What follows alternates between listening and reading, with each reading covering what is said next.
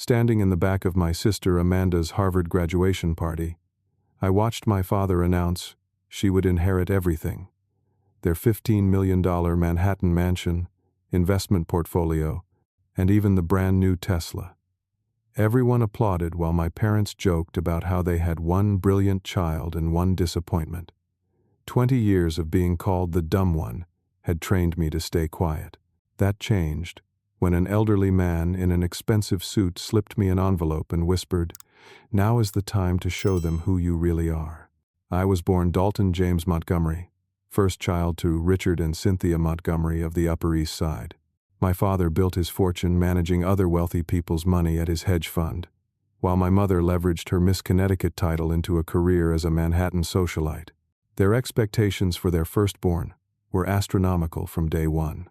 When I was 3, they hired a private tutor to teach me to read early. By 4, I still struggled with basic words, and my father would shake his head in disgust. "The Thompson boy next door is already reading chapter books," he'd say. The tutor eventually quit, telling my parents in hushed tones that I might have processing issues. They fired her immediately. School only made things worse. The letters jumped and danced on the page, and I fell further behind. My second-grade teacher suggested testing for dyslexia, sending home a pamphlet that my father tossed in the trash. "There's nothing wrong with him except laziness and lack of focus," he declared at dinner that night. "Montgomerys don't have learning disabilities." Then Amanda was born when I was 5, and everything changed. By 4, she was reading fluently. By 6, she was doing multiplication. Every achievement became another opportunity to compare us. "Why can't you be more like your sister?" became the soundtrack of my childhood. At dinner parties, my parents would parade Amanda around to recite poetry or discuss a book, while instructing me to just sit quietly and try not to embarrass us. What my parents never noticed was how I could take apart and reassemble any gadget in the house, how I could look at a broken appliance and instantly understand the mechanical problem, how I built elaborate structures with blocks that my engineering-minded uncle once called architecturally sound and innovative. In 7th grade, I spent 3 months designing and building a solar-powered water filtration system for the science fair. I worked nights and weekends in the building's maintenance room, where Jerry, the superintendent, let me use his tools. The night of the fair, I won first place and qualified for the state competition. My parents didn't come. Amanda had a piano recital, and as my mother said, those actually matter for college applications. When I brought home the blue ribbon, my father glanced up from his Wall Street Journal and said, "That's nice. Did you glue it together yourself?" I developed workarounds for my reading difficulties. I became charming and funny, deflecting attention from academic struggles. I made friends with the smart kids who would explain concepts verbally. I recorded lectures and listened repeatedly, instead of trying to read textbooks. I built elaborate memory systems that helped me remember facts better than most of my classmates. But none of that mattered at home, where everything was measured by grades and test scores. Amanda collected perfect report cards like trophies, while I was lucky to maintain a C average despite working twice as hard as anyone else. One summer when I was 16, I was helping our cook prepare dinner, while my father hosted business associates on the terrace. I overheard him talking about trust funds as I carried out a tray of drinks. "Both kids have trusts, of course," he said, swirling his scotch. "But Amanda's is substantially larger. Dalton would just waste it anyway. The boy has no head for money or business. We'll give him enough to be comfortable, but nothing he could seriously squander." I nearly dropped the tray but managed to set it down and retreat to the kitchen, my hands shaking. It was one thing to suspect your parents thought little of you. It was another to hear it confirmed, so casually, as if discussing the weather. That night I made a decision. I would find my own way, without their money or approval. I just needed to survive until graduation. Then I would show them exactly who Dalton Montgomery really was. High school graduation came with no fanfare for me.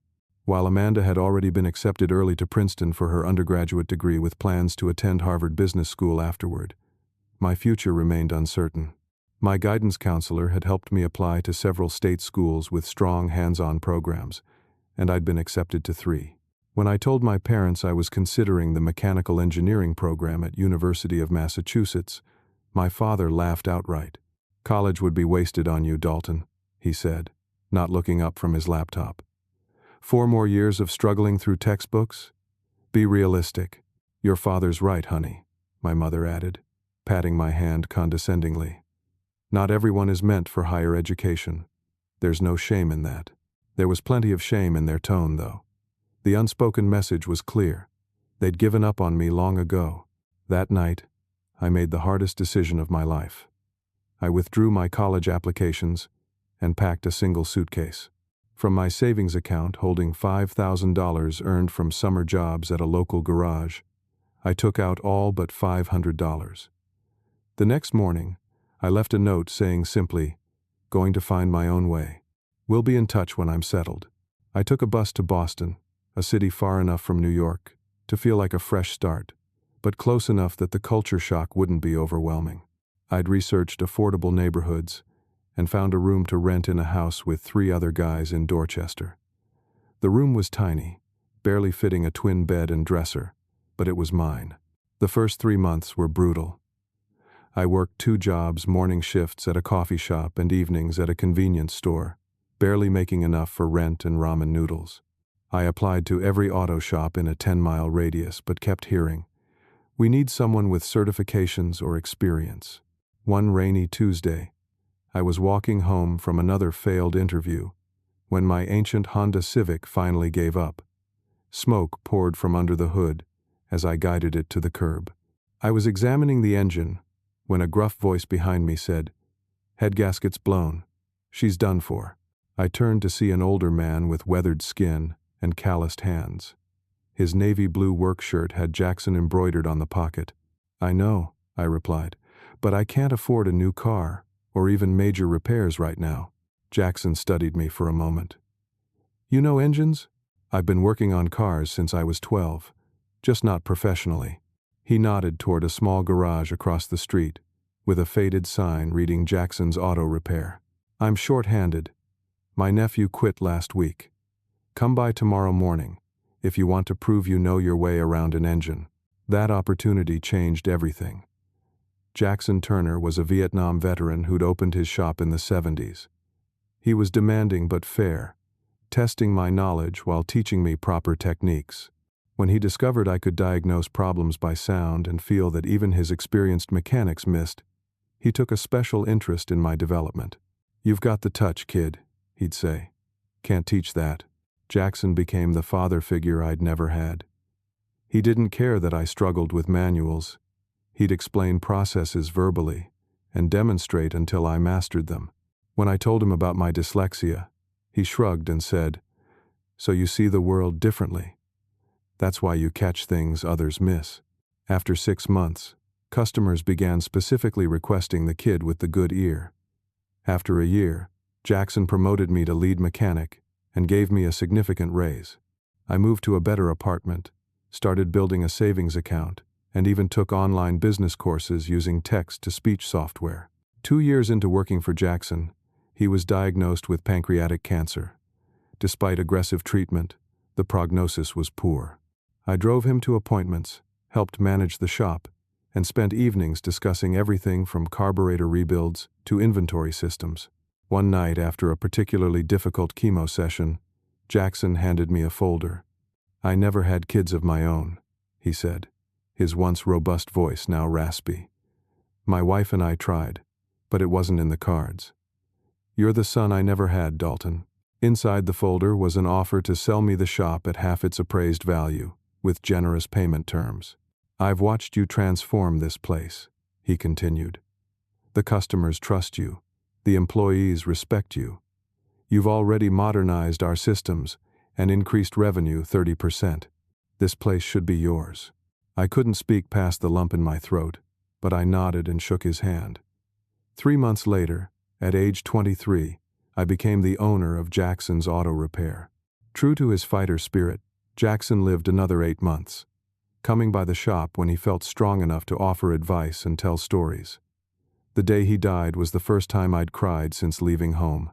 At his funeral, I promised myself, that I would make Jackson's legacy something extraordinary, something that would have made him proud, something that would show the world and my family exactly what Dalton Montgomery was capable of achieving. The transition to ownership wasn't smooth, but Jackson had prepared me well. I took out a small business loan to buy the necessary equipment and make critical upgrades. The first major change was implementing a digital diagnostic system that integrated with a customer database. While most local shops were still using paper records, we could track every vehicle's maintenance history with a few keystrokes. I instituted a transparent pricing policy that eliminated the industry's notorious hidden fees. Our labor rates were slightly higher than competitors, but customers knew exactly what they were paying, for no surprises, no unnecessary upsells. Word spread quickly, and our customer base grew. My biggest challenge was my own reading limitations. I hired a part-time bookkeeper who organized our financial information into color-coded spreadsheets I could easily interpret. For technical manuals, I found software that would read text aloud while highlighting each word. Late at night, after the shop closed, I'd listen to automotive engineering textbooks and industry journals, absorbing information that would have been inaccessible to me through traditional reading. One particular skill set made us stand out: luxury and exotic car servicing. Most independent shops avoided these vehicles, referring owners back to dealerships. But I recognized the lucrative opportunity and spent months studying the intricacies of high-performance engines.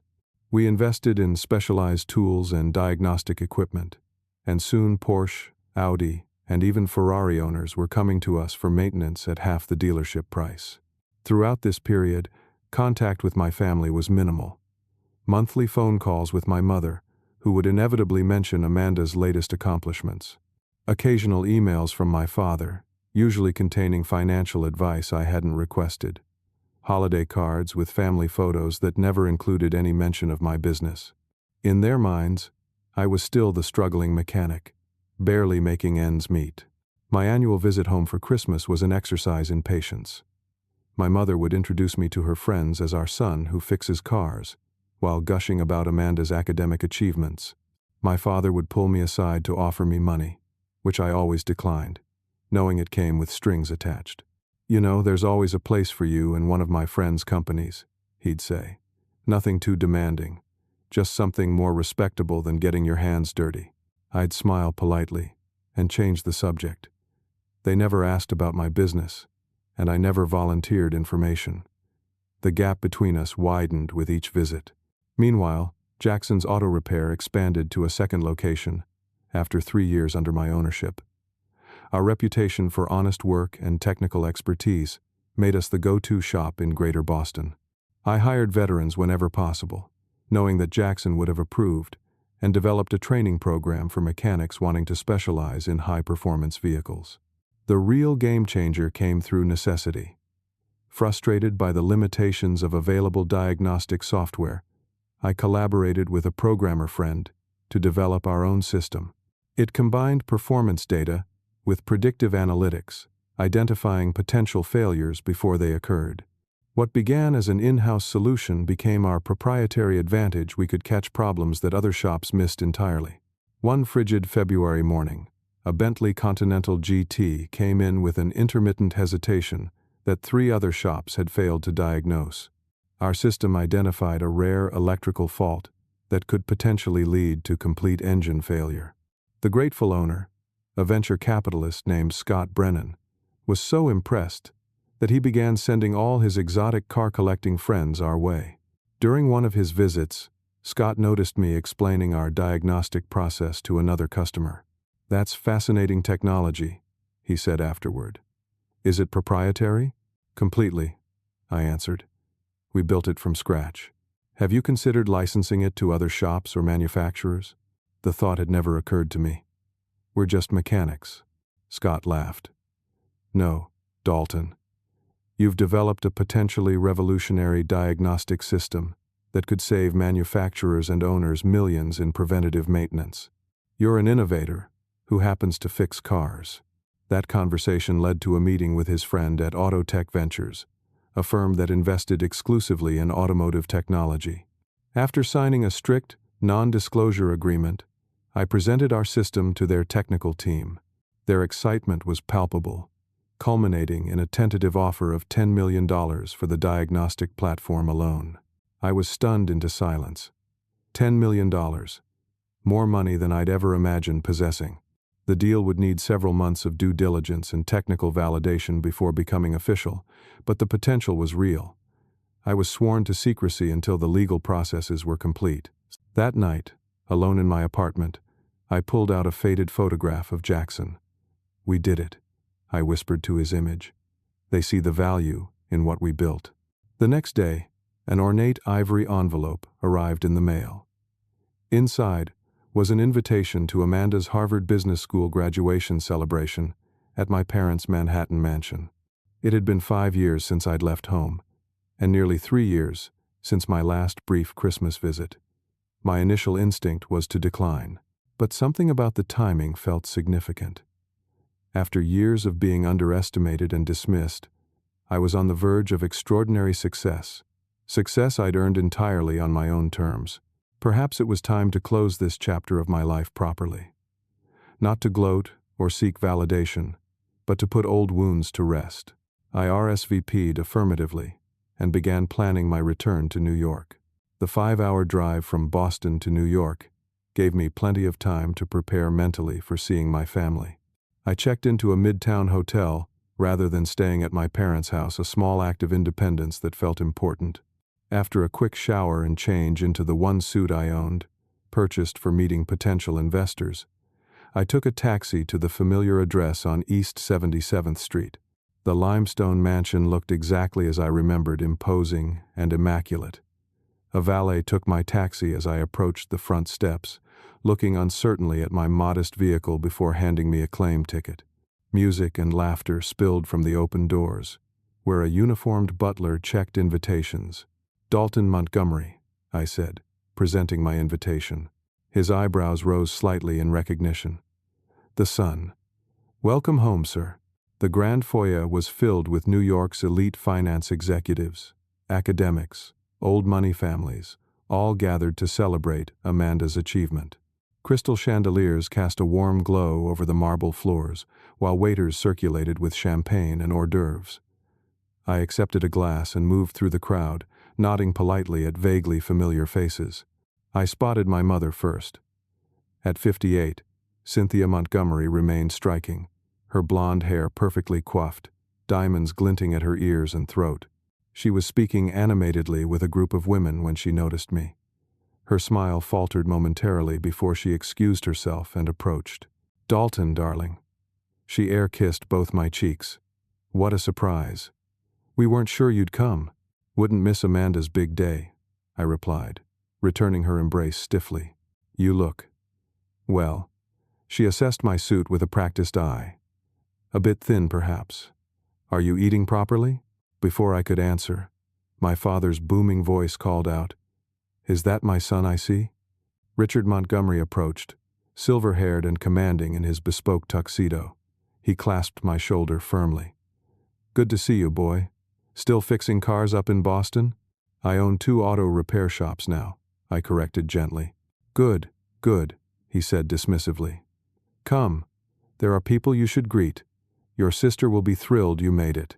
I followed my parents through the crowd, enduring a series of awkward introductions. "This is our son Dalton. He runs an auto shop in Boston," my father would say, before quickly pivoting to, "And have you heard about Amanda's job offers? Goldman Sachs and McKinsey are in a bidding war for her." After the 10th such introduction, I excused myself to get another drink. At the bar, I overheard 2 men in conversation. "Both Montgomery children here tonight. That's rare." "Ah, yes, the mechanic and the genius. Quite the contrast. Richard says the boy was always slow. Couldn't handle academics. Family disappointment in every generation, I suppose. Thank God they had Amanda to carry on the legacy." I gripped my glass tightly, fighting the familiar shame that threatened to rise up. I reminded myself of what I'd built, of the validation from industry experts who saw the value in my work. These people knew nothing about me. "Dalton? Is it really you?" I turned to see Amanda, radiant in a designer gown, her Harvard crimson graduation hood draped ceremonially around her shoulders. At 25, she looked like a younger version of our mother, with the same confident posture and practiced smile. "Congratulations, Amanda," I said, giving her a genuine hug. Despite everything, I didn't blame my sister for our parents' favoritism. She'd been as trapped by their expectations as I had been by their disappointment. "I can't believe you came. It's been forever." She stepped back to study me. "You look good. Happy, even." "I am happy," I confirmed. "My business is doing well." "That's wonderful." She lowered her voice. "I'm sorry I haven't kept in better touch. Business school was intense, and then the internships, and—" "It's fine," I interrupted. "We've both been building our lives. Well, I'm glad you're here now. Come meet Tyler." She led me to a tall, broad-shouldered man with perfect teeth and the confident air of old money. "Tyler, this is my brother Dalton. Dalton, this is Tyler Whitfield, my fiancé." "The mechanic," Tyler said, shaking my hand firmly. "Amanda's told me about you." "All good things, I hope," I replied, matching his grip. "She mentioned you're good with your hands. Actually, I have a vintage Corvette that's been giving me trouble. Perhaps you could take a look sometime?" "I'd pay your standard rate, of course." The condescension was subtle, but unmistakable. In his world, my professional expertise was equivalent to being handy around the house. "My diagnostic fee for vintage American sports cars starts at $300, I said pleasantly. "But I'm currently booking 6 weeks out for new clients." Tyler's smile tightened as Amanda quickly changed the subject. The evening progressed predictably. Expensive food, flowing champagne, and endless conversations about investment portfolios, vacation properties, and Ivy League connections. I circulated politely, answering questions about Boston, which many guests seemed to consider practically rural, and deflecting inquiries about my career with vague pleasantries. Around 9, my father clinked his glass for attention. The crowd hushed as he took position on the grand staircase, with my mother and Amanda flanking him. I remained at the back of the room, champagne in hand. "Friends and family," he began. "Today we celebrate an extraordinary achievement. Our daughter Amanda has graduated with highest honors from the most prestigious business school in the world. Her professors call her one of the brightest minds of her generation. Multiple Fortune 500 companies are competing for her talents." Applause rippled through the crowd. My father raised his glass higher. "To honor this milestone, Cynthia and I are proud to announce Amanda's inheritance package." He gestured grandly around.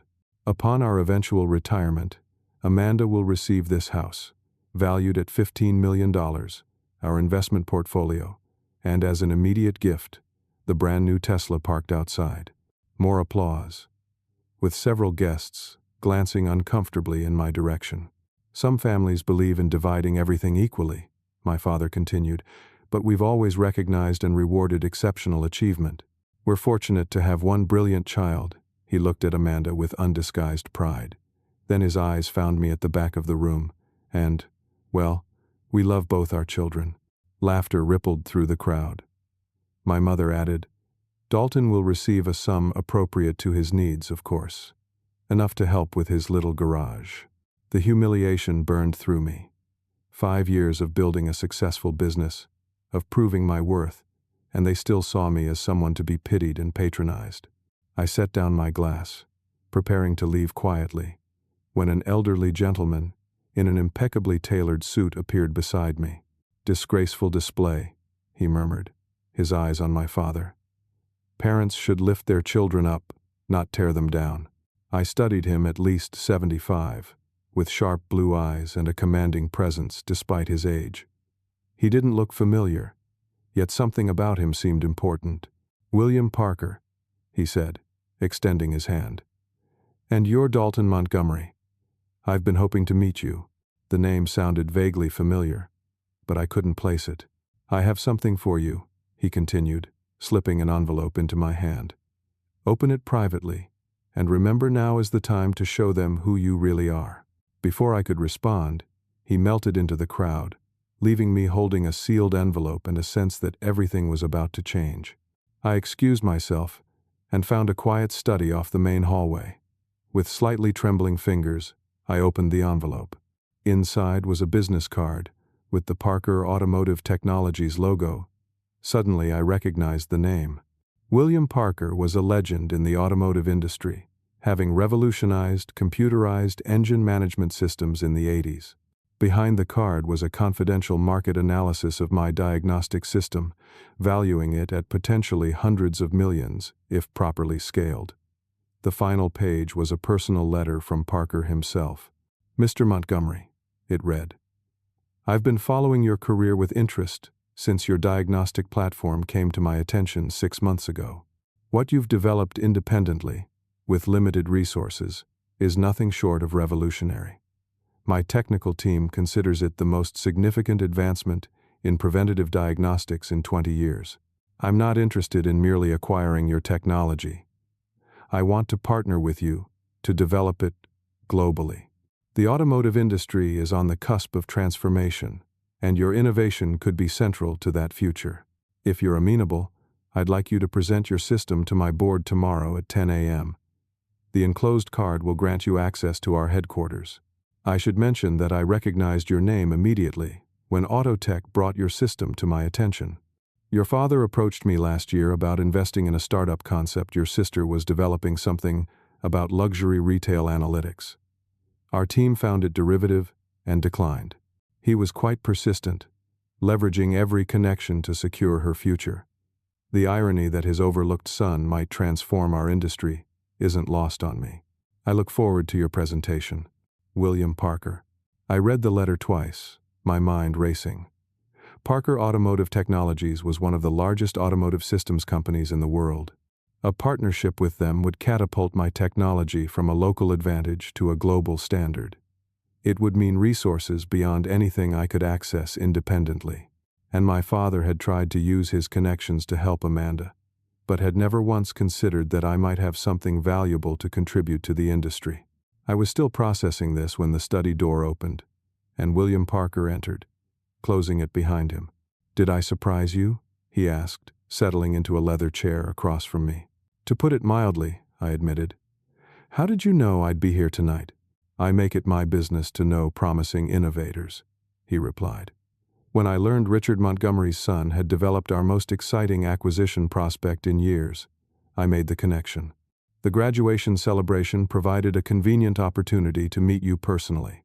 About tomorrow's presentation, I began nervously. I'm not. Public speaking isn't my strength." Parker leaned forward. "Because of your dyslexia?" I stared at him, stunned. "How did you know?" "The patterns in your documentation. The reliance on verbal explanation in your demonstration videos. The color coding systems." He smiled. "I recognized them because I used similar adaptations myself." "You're dyslexic?" "Severely. Couldn't read until I was 12. School was torture." He gestured at the mansion around us. "Society equates verbal linguistic intelligence with overall capability. It's a narrow and outdated view.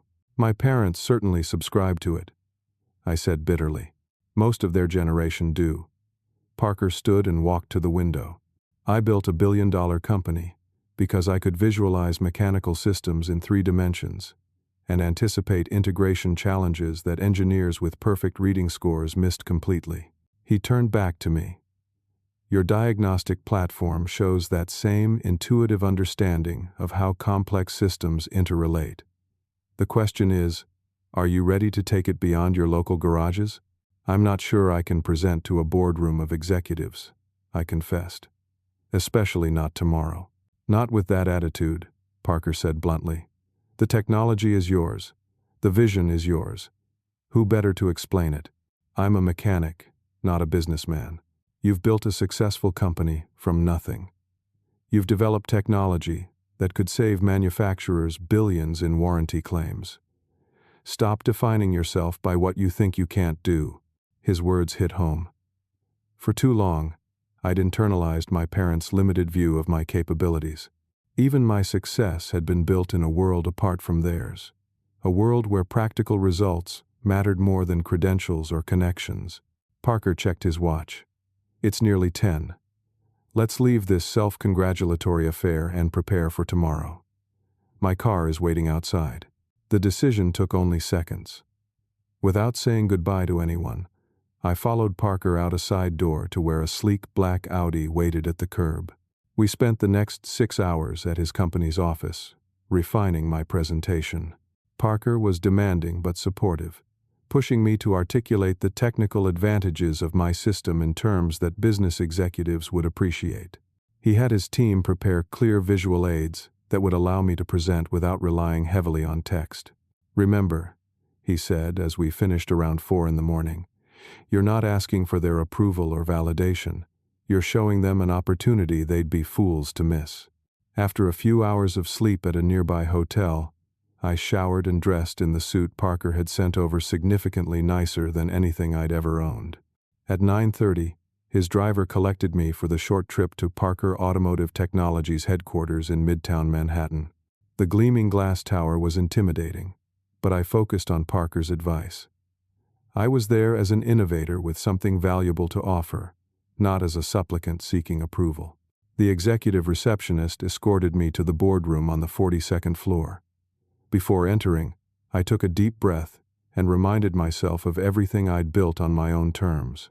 Whatever happened next, I had already proven my worth. I pushed open the door and froze. Seated at the massive conference table were not only William Parker and his executive team, but also my parents and Amanda. My father was speaking animatedly with Parker, while my mother smiled proudly. Amanda looked vaguely confused, but excited. Parker noticed me and stood. "Ah, Dalton. Right on time." My father turned, his expression shifting from confident to perplexed. "Dalton, what are you doing here?" "I invited him," Parker said smoothly. "He's our 10 o'clock presentation." "There must be some mistake," my father said, laughing uncomfortably. "My son is a mechanic. He fixes cars in Boston." "Indeed he does," Parker agreed. "He also developed the most innovative diagnostic platform our industry has seen in 2 decades. That's why we're all here." The confusion on my family's faces would have been comical if it weren't so painful. My father looked from Parker to me and back again, struggling to realign his understanding of the world. "I don't understand," my mother said. "Richard, you said Mr. Parker was interested in Amanda's retail analytics concept." "I was quite clear in my communications," Parker replied, "that we were interested in a Montgomery innovation." Richard naturally assumed I meant Amanda. My father's face flushed red. "Now see here, Parker. You specifically reached out about an automotive diagnostic system," Parker interrupted firmly, "which Dalton will now present to us." He gestured for me to take the position at the head of the table. I walked forward on legs that felt disconnected from my body, acutely aware of my family's stares and the curious glances from Parker's executives. "Good morning," I began, my voice slightly unsteady. "I'm Dalton Montgomery, founder of Montgomery Automotive Solutions, formerly Jackson's Auto Repair." I fumbled with the presentation remote, and the first slide appeared on the massive screen behind me. The technical specifications of my diagnostic system seemed to blur before my eyes. Panic rose in my throat as I felt the weight of expectation from the room. Then I caught William Parker's eye. He gave me an almost imperceptible nod of encouragement. I took a deep breath and started again. "I'd like to begin not with specifications, but with a story," I said, setting down the remote. 5 years ago, I was a mechanic working for minimum wage when I noticed something about how vehicles fail. There are patterns, subtle indicators present long before catastrophic breakdowns. Most diagnostic systems are designed to identify problems once they've occurred. Mine predicts them before they happen. As I spoke about the development process, the challenges we'd overcome, and the practical applications of the system, my confidence grew. I discussed how we'd reduced customer comeback rates to nearly zero and extended the lifespan of components by identifying wear patterns early. The executives began asking technical questions, which I answered with the depth of knowledge that comes only from years of hands-on experience. I explained how the system could be integrated with manufacturer warranties to reduce claims and improve customer satisfaction. Throughout my presentation, I deliberately avoided looking at my family. This moment wasn't about them, it was about my vision and my work. When I finally concluded and opened the floor for questions, Parker's CTO immediately asked about scalability. That's where this partnership becomes essential, I explained. My system works perfectly in individual service centers, but to scale globally, we need Parker's infrastructure and manufacturing capabilities. And the potential market value?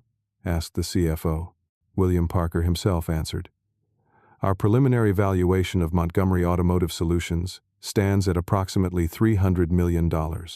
We're proposing a 51-49 partnership structure with an initial investment of $150 million for expansion and development. A stunned silence fell over the room. I finally allowed myself to glance at my family. My mother's mouth had fallen open in an uncharacteristic display of shock. Amanda stared at me with wide eyes, a mixture of confusion and admiration on her face. My father's expression was the most complex disbelief, warring with calculations I could almost see running behind his eyes. Always the financier, he was already adjusting his understanding of his son in terms of dollars and cents. $300 million? He finally sputtered. That's impossible. It's just a car repair shop. It's a revolutionary technology platform, corrected Parker's CTO.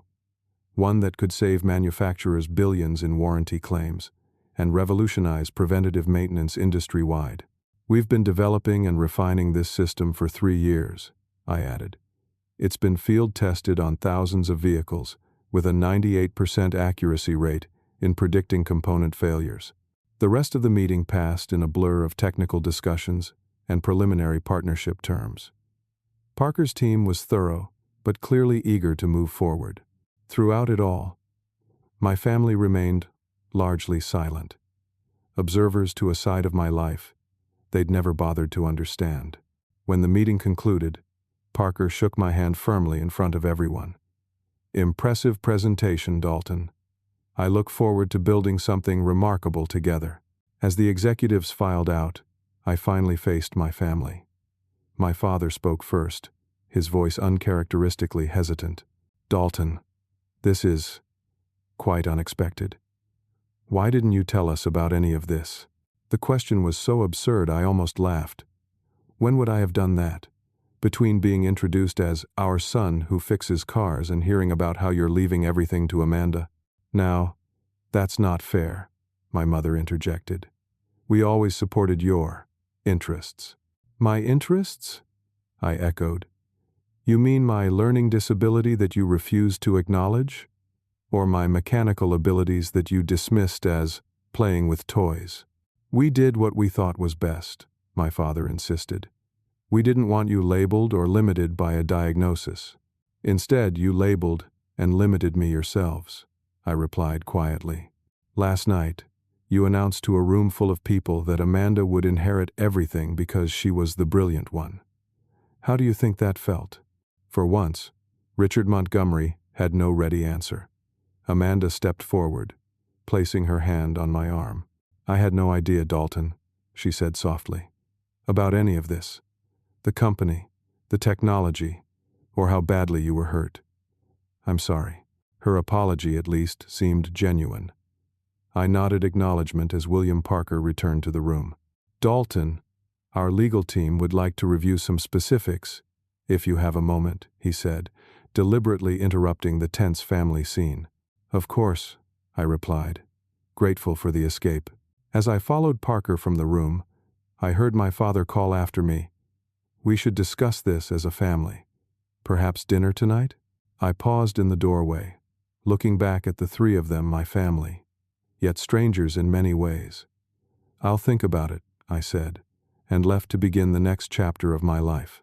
The partnership agreement with Parker Automotive Technologies took 6 weeks to finalize. During that time, I shuttled between Boston and New York, overseeing my shops while working with Parker's development team to prepare the diagnostic system for wider deployment. I did have dinner with my family the night after the presentation, though it was a strained affair. My father vacillated between attempting to take credit for my entrepreneurial spirit and expressing disbelief at the valuation of my company. My mother kept suggesting I hire proper business professionals to manage the partnership, unable to accept that I was perfectly capable of representing my own interests. Amanda, surprisingly, became my ally. Having witnessed the boardroom presentation, she seemed to see me clearly for the first time, not as her struggling older brother, but as a successful innovator in my own right. I had no idea, she told me privately after dinner.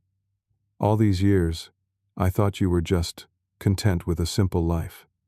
I never realized what you were building. Would it have mattered if you had known? I asked. She considered this honestly. Probably not, back then. I was too wrapped up in meeting Mom and Dad's expectations. But it matters now. We began to rebuild our relationship, text by text, call by call. She asked thoughtful questions about my business and shared her own doubts about the career path our parents had engineered for her. The siblings, who had once been positioned as rivals, slowly became something like friends. My parents were a different story. They made clumsy attempts to reconcile, suddenly finding reasons to visit Boston and taking interest in my company. My father even suggested joining forces to create a family business empire. I have valuable connections I could bring to the table, he offered during one such visit. Board positions I could leverage for the partnership. The partnership is already established, I reminded him, and my team is complete. He couldn't hide his frustration. Dalton, be reasonable. This is bigger than a repair shop now. You need experienced business guidance. I've been running a successful company for years without your guidance, I replied evenly. Why would I need it now? These exchanges remained tense, with my father unable to accept that his limited son had built something substantial without his help or approval. My mother was more subtle but equally determined to insert herself into my success, mentioning my little company to her friends as if it had been her idea all along. I maintained polite boundaries while focusing on the work ahead. The initial partnership announcement created significant industry buzz, with automotive manufacturers expressing immediate interest in licensing the technology. William Parker arranged a major industry presentation at the National Automotive Technology Conference in Detroit, where I would formally introduce the system to the broader market. The night before the presentation, my phone rang. It was my father. Your mother and I will be attending tomorrow, he said without preamble. The conference is for industry professionals, I replied. It's not a family event. William Parker himself invited us, he countered triumphantly. He thought it appropriate that we see the official launch of your system. I made a mental note to discuss this with Parker. Fine, but this is a professional setting. I'm presenting as the CEO of Montgomery Automotive Solutions, not as your son. Of course, he agreed too quickly. Though I've been thinking, have you considered incorporating your company under the Montgomery Financial Group umbrella? The brand recognition alone would... I ended the call after making a non-committal response, too focused on the presentation to argue. The next morning dawned bright and clear in Detroit. The conference center was packed with automotive executives, engineers, and technology specialists from around the world. My team had prepared a comprehensive demonstration of the diagnostic system, including live simulation of failure prediction scenarios. Backstage, I reviewed my notes one last time when William Parker appeared at my side. Ready to make history? He asked. As ready as I'll ever be, I replied. Did you really invite my parents? Parker's expression was unapologetic. I did. Some lessons need to be learned publicly. Before I could question him further, the conference director announced, Please welcome Dalton Montgomery, CEO of Montgomery Automotive Solutions, and William Parker, founder of Parker Automotive Technologies. Walking onto that stage before thousands of industry professionals was surreal. I spotted my parents and Amanda in the front row, my father beaming with newfound pride, already taking credit for my achievements in his mind. Next to them sat Tyler, Amanda's fiancé, looking significantly less enthusiastic. Good morning, I began. I'm Dalton Montgomery. For the past 5 years, I've been developing a predictive diagnostic system that fundamentally changes how we approach vehicle maintenance. The presentation proceeded smoothly as I explained how the system worked, the problem it solved, and the potential savings for manufacturers and consumers alike. The audience was engaged, with many taking notes and murmuring appreciatively during the technical demonstrations. William Parker joined me for the partnership announcement, explaining how Parker Automotive Technologies would help scale the system globally. As the applause swelled, I felt a sense of validation that went beyond business success. This was recognition of my vision and abilities from people who understood the significance of what I'd built. During the question and answer session, an automotive journalist asked, "Mr. Montgomery, your background is unusual for a tech innovator. How did you go from auto mechanic to developing this revolutionary system?" Before I could answer, my father stood up. "If I might address that," he said, reaching for a nearby microphone. "The Montgomery family has a long tradition of innovation. While Dalton took an unconventional path, his entrepreneurial spirit clearly comes from—" "Dad," I interrupted firmly, "I can answer questions about my company myself." The audience fell uncomfortably silent. My father, unused to being contradicted publicly, stared at me in shock before slowly returning to his seat. "To answer your question," I continued, looking directly at the journalist, "I developed this system because I saw a need that wasn't being met. My background as a mechanic gave me insights that traditional software engineers might have missed. I understood the real-world problems because I dealt with them daily." I paused, then added, "And I should acknowledge my mentor, the late Jackson Turner, who believed in me when others didn't. This system is as much his legacy as it is mine." The session continued with technical questions that I handled confidently. When the presentation concluded, we were surrounded by potential clients and industry partners eager to discuss implementation details. Through it all, my parents hovered at the edges, my father repeatedly trying to insert himself into conversations with executives. At the reception afterward, William Parker clinked his glass for attention. "I'd like to propose a toast," he announced to the gathered crowd. "To Dalton Montgomery, who has proven that true innovation often comes from unexpected places. The automotive industry has traditionally valued engineering degrees over practical experience, theory over application. Dalton reminds us that some of the most revolutionary ideas come from those who understand problems at the most fundamental level." He raised his glass higher, "To new partnerships and new perspectives." As the crowd applauded, I caught my father's expression a mixture of pride and frustration. He wanted desperately to claim credit for my success, while simultaneously struggling to reconcile it with his long-standing view of my limitations. Later, as the reception was winding down, Amanda approached me alone. "That was incredible," she said sincerely. "You were so confident up there. I never knew you had all of this in you." "Nobody bothered to look," I replied, but without bitterness. "I should have," she acknowledged. "I benefited from being the favorite, without ever questioning why you weren't. That wasn't fair." "It wasn't your responsibility," I assured her. "We were both playing roles assigned to us." "Well, I'm proud of you," she said, hugging me tightly. "And I'm sorry for every time I went along with them, calling you the slow one, or the disappointment. You deserve better." Her apology meant more than I expected. As we pulled apart, I noticed my parents approaching with determination. Amanda squeezed my arm in silent support before stepping aside. "Remarkable presentation, son," my father said loudly, clapping me on the shoulder. "Montgomery ingenuity at its finest." "Thank you," I replied simply. "Your mother and I were thinking," he continued, lowering his voice. "This is clearly bigger than we anticipated. I've already spoken with my financial team about restructuring our estate planning. Obviously, the previous arrangement no longer makes sense given your unexpected success."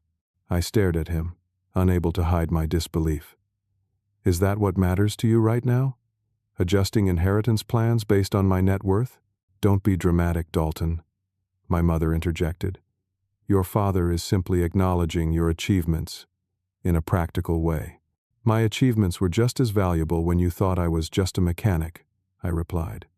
"That's what you still don't understand. My worth as your son shouldn't be calculated in dollars." My father flushed. Now listen here. No, you listen, I interrupted, keeping my voice low but firm. For 20 years you made me feel stupid and worthless because I learned differently. You dismissed my talents because they didn't match your narrow definition of success. You told everyone who would listen that Amanda was the smart one, and I was the disappointment. I took a deep breath before continuing. I didn't build this company to prove you wrong or to earn a bigger inheritance. I built it because I found something I was good at and people who valued my abilities. If you want a relationship with me going forward, it has to be based on respect, not what I'm worth on paper. For perhaps the first time in his life, Richard Montgomery was speechless. My mother dabbed at her eyes with a monogrammed handkerchief. Whether from genuine emotion or for effect, I couldn't tell. We always wanted what was best for you, she finally said. No, I corrected gently. You wanted what would reflect best on you. There's a difference. William Parker appeared at my side, smoothly interrupting the family confrontation. Dalton, the team from General Motors is eager to discuss implementation timeline. Would you join us? As I walked away with Parker, I heard my father call after me. This conversation isn't finished, Dalton. Actually, I replied without turning back, I think it is. At least the old version of it. For the first time in my life, I felt truly free of the labels my family had placed on me. Whatever relationship we might build going forward would have to be on entirely new terms. Terms that recognized who I really was, not who they had assumed I would be. 6 months after the Detroit conference, Montgomery Automotive Solutions had partnership agreements with 3 major automotive manufacturers and licensing deals with service center chains across North America. Our workforce had grown from 20 employees to over 100, with offices in Boston, Detroit, and Silicon Valley. The original diagnostic system had evolved into a comprehensive platform that integrated with manufacturer warranty programs, predicting potential failures before they occurred, and scheduling preventative maintenance. Early data showed a 40% reduction in major repairs and a significant increase in customer satisfaction. Working alongside William Parker had been an education in itself. He was demanding but fair, pushing me to think beyond immediate applications to the future of automotive technology. Under his mentorship, I gained confidence in boardrooms and executive meetings, learning to present my ideas clearly, despite my reading limitations. My relationship with my family continued to evolve as well. Amanda and I had become genuinely close, texting almost daily and meeting whenever our schedules allowed. She had surprised everyone by declining offers from both Goldman Sachs and McKinsey to join a smaller, sustainable investment firm, a decision our parents struggled to understand.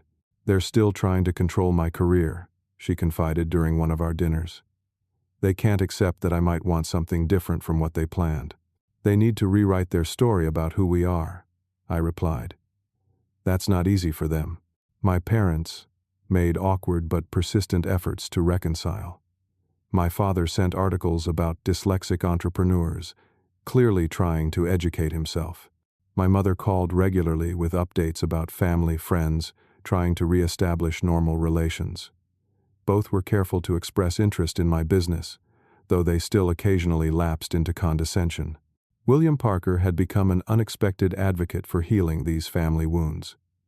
Reconciliation isn't about forgetting, he told me. It's about creating a new relationship that acknowledges the past without being bound by it. At his suggestion, I established the Montgomery Accessibility Foundation, dedicated to supporting children with learning disabilities. The foundation provided diagnostic services, technology tools, and educational advocacy for families who couldn't afford private assessments or accommodations. One evening in early autumn, I hosted a small dinner at my new Cambridge home to celebrate the foundation's first major initiative, a scholarship program for dyslexic students pursuing technical education. I had invited my family, William Parker, and a few key members of my team. My parents arrived exactly on time, my father carrying an expensive bottle of scotch, my mother clutching a small gift bag. Amanda and Tyler followed shortly after, having flown in from New York that morning. Beautiful home, my mother commented, surveying the renovated Victorian with obvious approval. though perhaps a bit large for just one person? Mom, Amanda warned, we talked about this. My mother smiled tightly. I'm simply making conversation.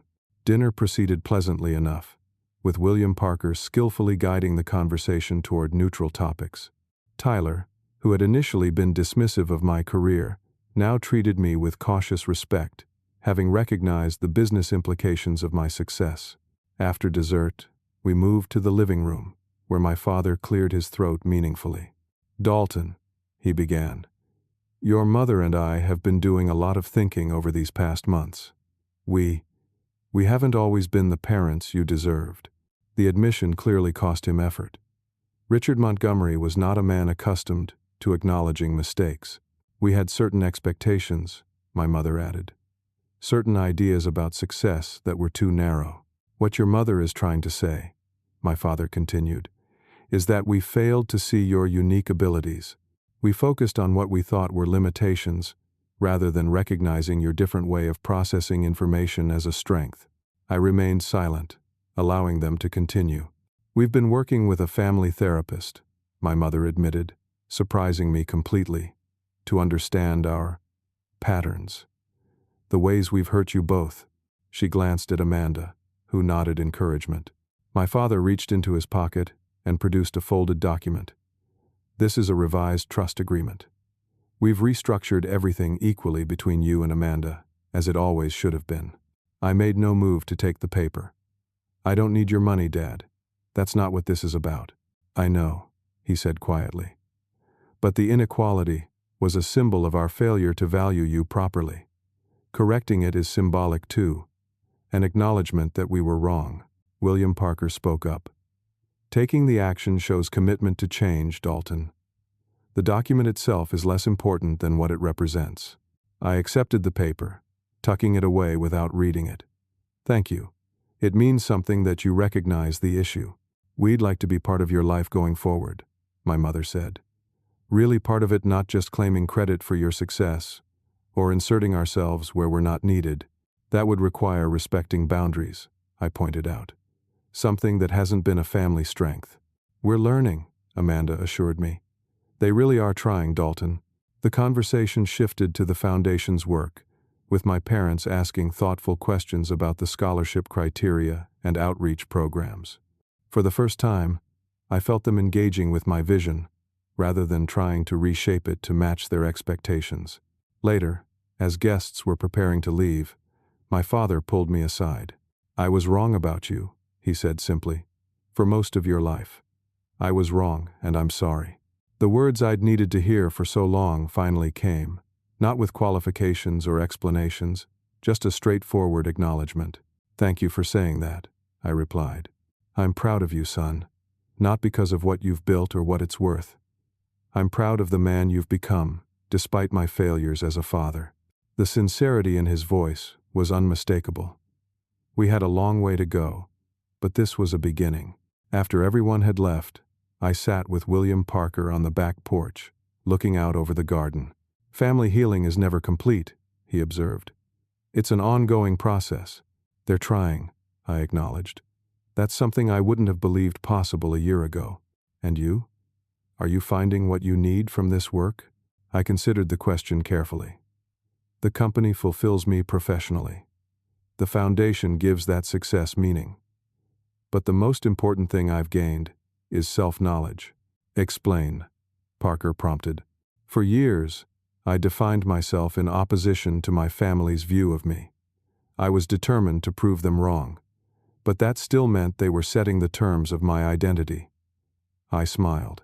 Now, I'm defining success on my own terms. The following month, we launched the global version of our diagnostic system at a ceremony attended by industry leaders, technical innovators, and education advocates. My parents sat in the audience, not attempting to claim undue credit but simply supporting as family. Amanda had become the foundation's most passionate spokesperson, leveraging her Harvard connections to raise awareness about learning disabilities in corporate America. She and Tyler had postponed their wedding, reassessing their relationship in light of her career changes and growing independence. As for me, I continued to work closely with William Parker, exploring new applications for our technology while mentoring young innovators with learning differences. The boy who had once been labeled the dumb one was now invited to speak at technical conferences and education summits about the different ways intelligence can manifest. Life had come full circle in the most unexpected ways. The limitations others had placed on me had ultimately forced me to forge my own path, developing strengths that might have remained dormant in a more conventional journey. Being underestimated had become my greatest advantage. Standing at the podium during the global launch, I shared this perspective with the audience. The most valuable lesson I've learned is that true intelligence isn't measured by degrees or test scores. It's measured by the ability to see solutions where others see only problems, to build connections where others see only barriers. Each of us has unique cognitive gifts. Recognizing and nurturing those differences isn't just fair, it's how we advance as a society. In the years that followed, this philosophy guided both my business decisions and personal relationships. The family that had once been defined by comparison and competition slowly transformed into one of mutual respect and appreciation for our different strengths. It wasn't always easy or perfect, but it was authentic in a way our previous relationships had never been. And in that authenticity, we all found a freedom that wealth and achievement alone could never provide.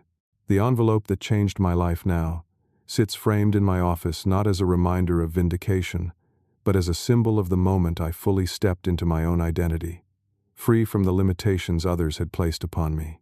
That, more than any business success or financial reward, is the legacy I hope to leave. Have you ever been underestimated by someone important in your life? How did you respond? Did you try to prove them wrong, or find your own path to success? I'd love to hear your stories in the comments below. If this journey resonated with you, please like this video, subscribe to the channel for more stories of personal triumph, and share with someone who might need to be reminded of their own unique value and potential. Thank you for listening to my story.